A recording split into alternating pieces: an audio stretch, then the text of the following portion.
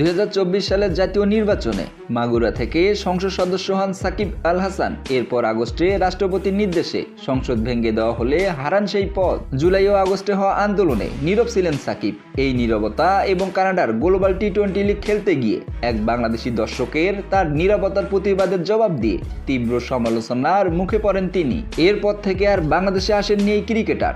ভারত সফরে থাকা অবস্থায় কানপুর টেস্টের আগে টেস্ট থেকে অবসরে ঘোষণা দেন তিনি। তবে ঘোষণায় জানান দক্ষিণ আফ্রিকার বিপক্ষে দেশের মাটিতে টেস্ট ক্যারিয়ার শেষ করতে চান সাকিব। সেই টেস্ট খেলার জন্য রওনা দিল সংযুক্ত আরব আমিরাতে। আসার পর সরকার থেকে তাকে দেওয়া হয় না আসার পরামর্শ, ফলে সেই ইচ্ছা অপূর্ণই থেকে যায় সাকিবের।